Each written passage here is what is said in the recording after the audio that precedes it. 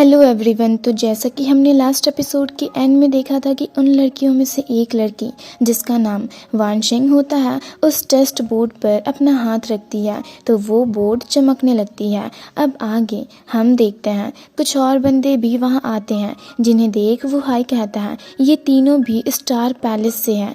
तभी वो बंदे भी जियांग टोकन के जरिए एक पोर्टल क्रिएट करके उसके अंदर जाते हैं। ये देख वो हाय का साथी कहता है उनके पास भी जियांग टोकन है और लिनफेंग को वो टोकन देते हुए मेडिसिन वैली जाने को कहता है। तो लिनफेंग उसे ग्रीट करता है और उस टोकन के जरिए एक पोर्टल क्रिएट करता है और उन लोगों से कहता है तुम लोग यहीं रहकर कल्टीवेट करो और बाकी सब मेरे साथ चलो। तो उन लोगों को जाता देख वानशिंग भी अपने साथियों के साथ मेडिसिन वैली की ओर निकल जाती है। फिर नेक्स्ट सीन में हम देखते हैं लिनफेंग शिंग और शिंगर के साथ मेडिसिन वैली पहुंचता है जहां शिंग एक फ्लावर को देख कहती है पर्पल फ्लेम लोटस। तभी उस लोटस में से एक फोनिक्स बाहर आता है जिसे देख स्टार पैलेस का एक बंदा कहता है ये तो ट्रू फ्लेम है और ये भी कहता है कि मैंने सोचा नहीं था कि इतनी प्रीशियस मेडिसिन भी यहाँ पर एग्जिस्ट करती है। तभी उनका एक साथी उससे कहता है लाओजियो ये जगह तो सच में तुम्हारे लिए ब्लेस्ड है।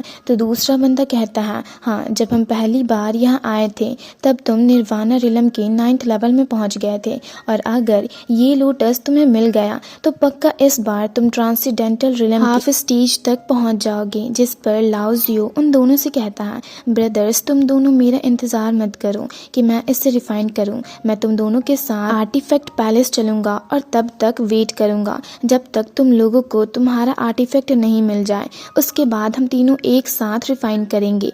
तभी वहाँ वानशिंग भी अपने फ्लाइंग कैरेज के साथ आती है तो उसकी साथी उससे कहती है ये फायर स्पिरिट वीक नहीं लग रही। जिस पर वांगशिंग कहती है हाँ, पर्पल फ्लेम लोटस काफ़ी रेयर होता है। वहीं लाओजियो अपने साथियों से कहता है मेरी हेल्प करो इस फॉर्मेशन को तोड़ने में और ऊपर की ओर जाकर एक मैजिकल पॉट बाहर निकालता है। उस पर्पल फ्लेम लोटस को कलेक्ट करने लगता है जिसे देख लिनफेंग और वानशिंग दोनों चौंक जाते हैं। वहीं हम देखते हैं कि वो फायर स्पिरिट जोर जोर से चिल्ला रहा होता है क्योंकि वो मैजिकल पॉट उससे अपने अंदर खींच रहा होता है।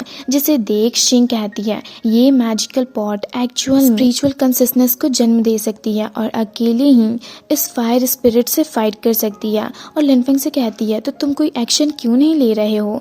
जिस पर लिनफेंग कहता है हमें जल्दबाजी नहीं करनी चाहिए। तो शिंगर कहती है पर ऐसा क्यों, अगर हम लोगों ने जल्दी नहीं किया तो वो लोग उसे ले लेंगे। जिस पर लिनफेंग उसे बताता है कि मुझे यहाँ पर कुछ अजीब सा लग रहा है। तो उसका बर्ड बाहर आकर कहता है क्या अजीब सा लग रहा है। जिस पर लिनफेंग सामने के लावा पॉन्ड को देख उन्हें बताता है कि यहाँ की स्पिरिचुअल एनर्जी उतनी भी स्ट्रांग नहीं है, बस लावा पॉन्ड की स्पिरिचुअल एनर्जी बहुत ही ज़्यादा स्ट्रांग है। तो अगर यहाँ पर पहले भी कोई आया होगा तो ये पर्पल फ्लेम लोटस यहाँ नहीं होता। तो शिंगर भी चारों तरफ देख कहती है हाँ, देखने में ये जगह तो काफ़ी अजीब लग रही है। ऐसा लग रहा है जैसे यहाँ पर कोई और भी मौजूद है। तो लिनफेंग सोचते हुए उससे कहता है कि डैड यहाँ पर पहले आ चुके हैं पर पता नहीं उन्होंने यहाँ पर कैसा क्लू छोड़ा है। और ये कहकर वो अपनी आंखें बंद करके अपनी स्पिरिचुअल वर्ल्ड में जाता है और अपने डैड का एक लेटर बाहर निकालता है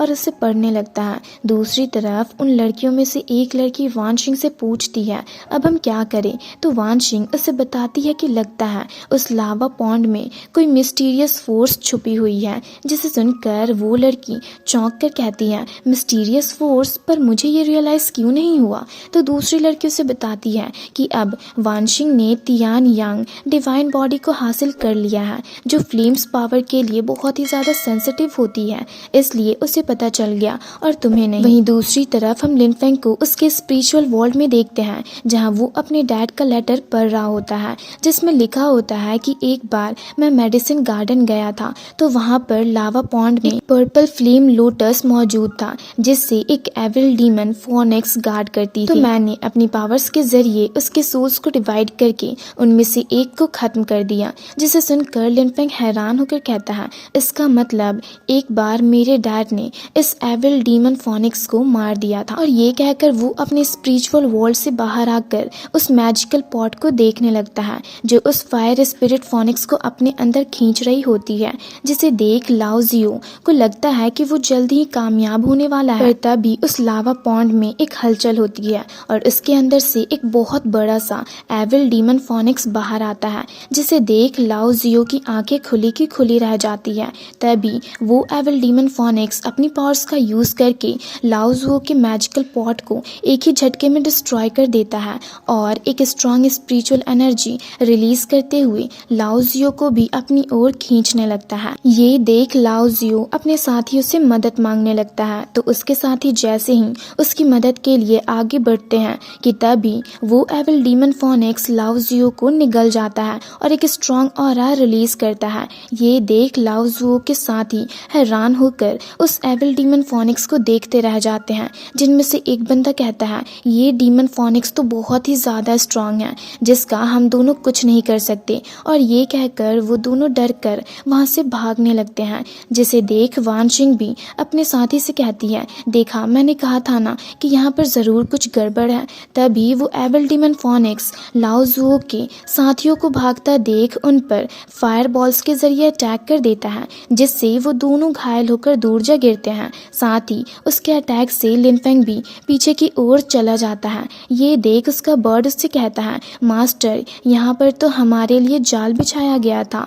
तभी वो एविल डीमन फोनिक्स सबसे कहता है जो कल्टीवेटर निर्वाणा रिलम में एंटर कर चुके हैं, अगर मैं उन्हें निगल जाऊंगा तो मैं अपनी स्ट्रेंथ को फिर से रीगेन कर लूंगा। जिसे सुनकर लिनफेंग का बर्ड उससे कहता है इस एविल डीमन बर्ड के साथ डील करना तो बहुत ही ज्यादा मुश्किल लग रहा है मास्टर, चलिए हम भी जल्दी यहाँ से चलते हैं। जिस पर लिनफेंग उससे कहता है मेरे होते हुए तुम डर क्यों रहे हो? तो उसका बर्ड उससे कहता है अरे हाँ मास्टर आपके पास तो मैजिकल वेपन है, तो मुझे डरने की क्या जरूरत है। वहीं दूसरी तरफ हम देखते हैं वानशिंग उस एविल डीमन फोनिक्स पर अटैक करती है, पर उसके अटैक का उस एविल डीमन फोनिक्स पर कोई भी असर नहीं होता, बल्कि वो तो उसके फ्लेम पावर को एब्जॉर्ब करके आसानी से उसके अटैक को ब्लॉक कर देता है। ये देख वानशिंग चौंक कर कहती है ये एविल डीमन फोनिक्स एक्चुअल में मेरे क्वाशी डिवाइन वेपन की फ्लेम्स को एब्जॉर्ब कर सकता है। तो उसकी बातें सुनकर वो एविल डीमन फोनिक्स एक फॉर्मेशन क्रिएट करते हुए